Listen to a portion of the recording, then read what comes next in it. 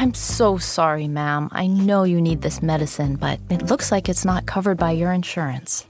Yeah, unfortunately, I had to deny that one. Wait, who are you? I'm your insurance company's pharmacy benefit manager. I get paid based on the price of a medicine, and I don't make as much money off this one. No one should stand between you and your medicine. Visit phrma.org/middleman to learn more. Paid for by Pharma. This is Optimal Work Daily, episode 1051. Want to improve your career? Become an uncertainty killer.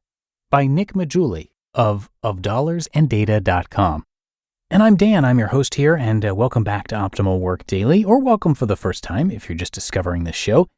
And today we are hearing from a brand new author, someone who's never been featured here on this show before, and it's always great to introduce somebody to the roster just to get that new viewpoint, something we haven't heard before. So I'll tell you more about Nick right after the post, but for now, let's get to it and optimize your life. Want to improve your career? Become an uncertainty killer. By Nick Maggiulli of dollarsandData.com. There's lots of great career advice out there. Follow your passion, find a mentor, expand your network. Unfortunately, advice like this tends to be too abstract to be useful most of the time. For example, let's say you find a mentor. How do you know if they are the right mentor? You don't. The same can be said for lots of other career advice out there. Sometimes it's just too fuzzy to be helpful. To counteract this, I want to provide you with a singular, concrete idea that you can use in your career right away. More importantly, this idea will apply to anyone who works with other people.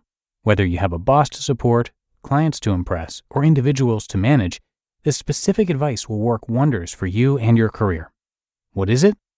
Reduce uncertainty for others as much as you can. Become an uncertainty killer. That's it. I guarantee that if you can make other people's lives more certain, they will sing your praises. You will build trust at every turn and create allies wherever you go. People may even publicly call you a machine and impart positive attributes to you that you may not actually have. Why does this work?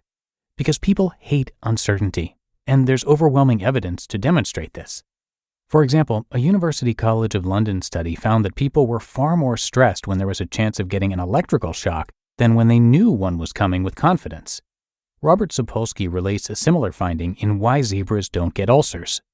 Quote, during the onset of the Nazi Blitzkrieg bombings of England, London was hit every night like clockwork. In the suburbs, the bombings were far more sporadic, occurring perhaps once a week. Fewer stressors, but much less predictability.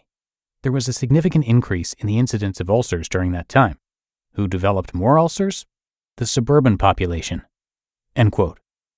Both of these stories illustrate how the uncertainty around a stressor can cause more harm than the stressor itself. This is why reducing uncertainty creates so much value for people. As Rory Sutherland stated in Alchemy, quote, the single best investment ever made by the London Underground in terms of increasing passenger satisfaction was not to do with money spent on faster or more frequent trains. It was the addition of dot matrix displays on platforms to inform travelers of the time outstanding before the next train arrived. End quote. Why do you think companies like Uber, Amazon, and McDonald's have so many people that use their services? Because they all reduce uncertainty in their given markets. Uber reduces the uncertainty around finding a ride. Amazon reduces the uncertainty around getting a package. And McDonald's reduces the uncertainty around how their food will taste. You may not like any of these products or services, but they're all extremely certain in their delivery. You could make the same argument for Domino's and its now famous pizza tracker, an uncertainty killer of the highest degree. But instead of talking about reducing uncertainty in abstract terms, let's look at a real-world example of how you can minimize uncertainty in your career. Reducing uncertainty in practice. Imagine it's Monday morning and your boss comes to you and asks you to do a project that they want finished during the week. After briefly discussing the details, you get to work. 2 days later, on Wednesday, you get an email from your boss saying, have you finished the project that we discussed on Monday yet? Assuming you haven't finished it, there are basically 3 ways you can respond to their email. 1. Reply, not yet. 2. Reply, not yet, but it will be finished by X. Or 3. Don't reply at all. Obviously, 3 is the worst thing you can do, but I'd argue that 1 isn't all that much better. Both response 1 and 3 provide no information to your boss about the status of the project.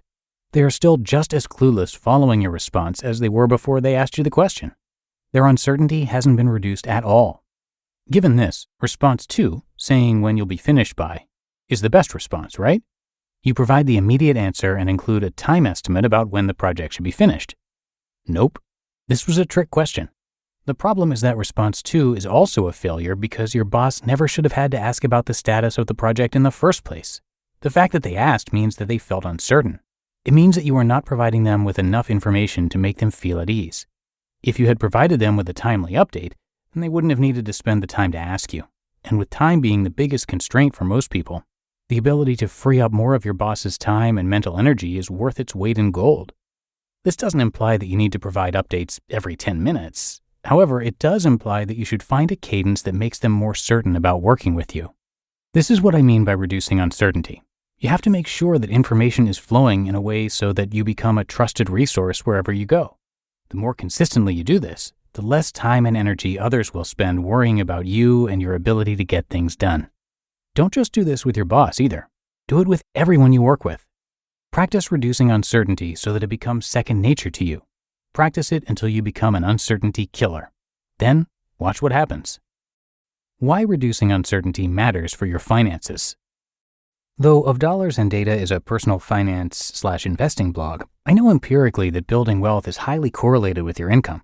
Therefore, when I write an article on enhancing your career and increasing your income, it is far more likely to improve your financial situation than when I write about an investment-related topic. This is why reducing uncertainty matters so much for your finances. Because we can't control what happens in markets. Reducing uncertainty in this realm is a very difficult task. Those that claim otherwise are what I like to call liars. But we cannot control what actions we take each and every day in our careers. We can control how we communicate, and we can control how we work with others. Of all the things I know, of this I am quite certain. You just listened to the post titled, Want to Improve Your Career? Become an Uncertainty Killer by Nick Maggiulli of dollarsandData.com. I'm so sorry, ma'am. I know you need this medicine, but it looks like it's not covered by your insurance. Yeah, unfortunately, I had to deny that one. Wait, who are you? I'm your insurance company's pharmacy benefit manager. I get paid based on the price of a medicine, and I don't make as much money off this one. No one should stand between you and your medicine. Visit phrma.org/middleman to learn more. Paid for by Pharma. You're always looking for ways to improve the speed and organization of your work. But if you're still jumping between 50 tabs just to do your job, then maybe you haven't found the right tool yet. That's where Notion comes in. And today, I'm excited to share that they just launched Notion Projects, which includes new, powerful ways to manage projects and leverage the power of their built-in AI features too. Notion Projects combines project management with your docs, knowledge base, and AI, so you can stop jumping between tools, stop paying too much for them, and use automation to help you succeed. In just one workspace, you can do everything you need to get your projects over the finish line, from brainstorming to drafting launch plans to organizing sprints and keeping everyone on deadline. Do your most efficient work with Notion Projects. You can try it for free today at notion.com/OSD. That's all lowercase letters, notion.com/OSD. And when you use our link, you're supporting our show. So go right now to notion.com/OSD. And thank you so much to Nick, who, by the way, you can hear a lot from on Optimal Finance Daily. As for his site, the goal of Dollars and Data is to help you make better financial decisions using the best information available. Ultimately, Nick wants you to act smarter and live richer. As a result, this blog will cover ideas such as what to expect from financial markets, how to think about risk, how to time investment purchases, how to find good information and ignore bad information, how to organize and manage your finances, the best ways to increase your long-term wealth, and much, much more. Though the ideas presented won't revolutionize finance, they will provide you with a different perspective on money that you can use in your everyday life. So come by ofdollarsandData.com for much more, and thank you so much to Nick for letting us share his work. But that should do it for today. Hope you enjoyed this post from our brand new author, and that you'll join me again tomorrow, where your optimal life awaits.